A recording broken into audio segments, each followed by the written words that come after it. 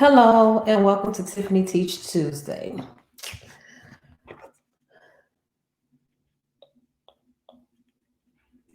Gotta work on the lighting.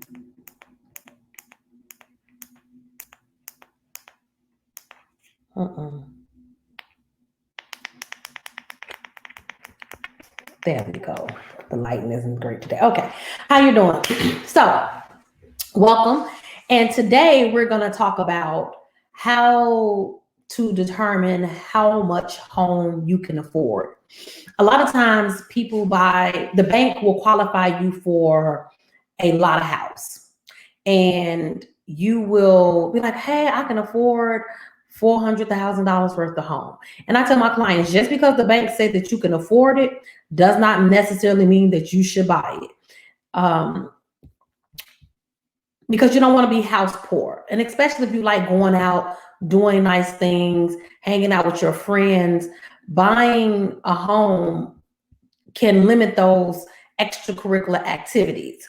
So you really need to be mindful of how much house you can afford. Because if you're renting right now, do understand that you're renting your home, your landlord is covering a lot of those expenses that you will have to pick up as a homeowner. Like if the roof is not repaired, if the roof leaks, you have to fix the repair the leak of the roof. If the toilet stops up, all of these different expenses that you have to calculate into what you can afford for a home. So being mindful of that, you need to consider all the what ifs. You also need to save for being able to purchase the home, continue to save. Because one, you're saving a lot, like I'm cutting my expenses, my costs, so I can begin to save so I can purchase a home. But you still need to continue to save for making updates and repairs on your home. Now, they have a 28-36 rule about purchasing a home and understanding how much you can afford. 28% of your income should go to of your annual income should go to repair, home related repairs. So that can be fixing things, paying utilities and things of that sort. And then a total of 36% of your income you will want to use towards expenses in purchasing, your other loans and debts that you have total together. That's including the mortgage, the car loan, if you have a car loan, the student loans, anything that's related to that, you will want to be your total expense not to exceed 36% of your income. Now, and they say gross. I tell my clients they should work off of their net income when they're making these numbers, because that gives you a cushion to have to save for a rainy day, your rainy day fund, and allow you not to be house poor. If you're making say $60,000 a year of gross income, you should calculate 2.5% of that, and that'll give you about $150,000 to $120,000 of a house that you will be able to afford. Your lender, once they have pre-approved you, they'll also help you understand how much of what you can afford. So I'm going to share my screen and show you all a spreadsheet that a lender sends to me, explaining to me how much house that this particular client can afford. And you should ask your lender to give you something like this, because it'll give you a better insight on when you're looking at the properties that you're looking at, understanding how much of a property you can afford. Because some people are like, oh, I love this house. So we'll say, for instance, I found a client that found the home that he enjoyed and wanted, and the house cost $200,000. His limit was like $350,000, but his taxes couldn't exceed for that $350,000 amount over $5,000. Well, when we went to look at the house for $250,000, the taxes were $14,000. So he still could be able to afford it, but his monthly payments for his taxes was like a car note. So I say all that to say, I'm gonna give you a breakdown and show you guys my screen how it helps me because I call the lenders when I get a pre-approval from a client. I call the lender and get a breakdown of how much home they can afford. So when they're sending me listings to see properties and they show me a property that exceeds that amount, I can say, hey, based off what you're showing me in the taxes, you can't afford this. And this is very helpful too when we're trying to do a 203K loan. So let me share my screen with you.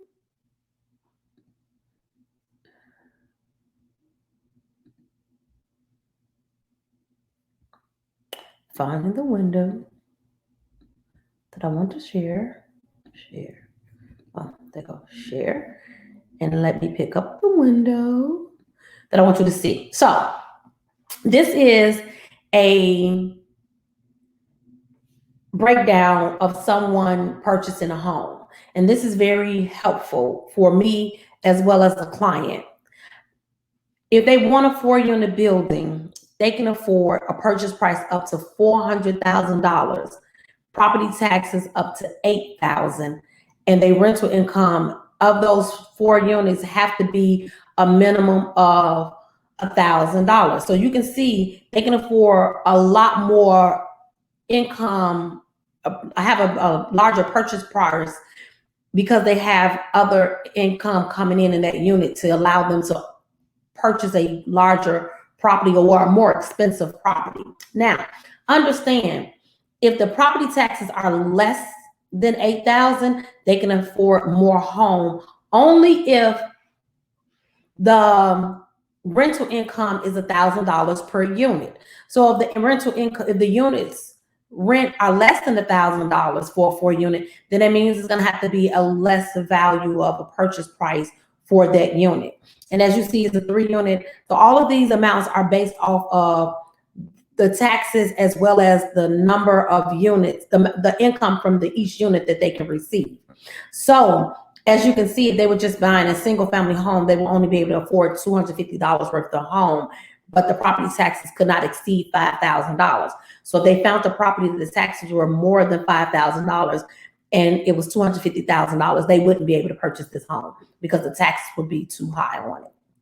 So that is very important information because a lot of deals have fallen apart because of the property taxes. And when you're looking at the homes for rental income, if the rents are $800, so we can do it like this: the rent is $800, $1,200, and let's say $900. You wouldn't be able to get this property for $400 because the rents are less than $3,000. But if the rents were $1,200, $1,000, $800, you can get it. So that helps them to determine each unit giving them enough income. I hope this is clear to you all. If it's not, I can go over it again, but that's how we determine if you can really afford a home or not. So I hope that information helps someone when deciding how much home to be able to purchase, as well as when they're working with their lender to give them this added information to help them determine how much home they can afford. So a rule of thumb that I give to my clients is, look, if your normal rent payments are $1,200, you shouldn't stress yourself more than 10 to 20% above that in a monthly payment. So if you're paying $1,200 for rent, the most you should go up is to between $1,300 and $1,500 for your mortgage payments, because that's something that should be comfortable for you so that you don't be above your affordability and what you're comfortable with. If you're struggling to pay a $1,200 rent payment, you may want to get a less expensive house where your rent payment with taxes, your mortgage payments with taxes and insurance is less than $1,200. So, and sometimes we struggle because we just have poor money management. People make enough money to afford the house because the bank then feel that you made enough to afford that house, they wouldn't give you the monies. However, if you have a lot of extra expenses that you have, which we call discretionary things that you do, you can buy a bigger home, but you'll end up not being able to do those things that you enjoy doing. So I hope this has helped you with something in picking out what house is affordable for you. And if you have any questions, feel free to leave a comment, and I'll answer any questions for you at a later time or now. Thank you again, as usual, for tuning in to Tiffany Tuesday, and you have a wonderful Tuesday.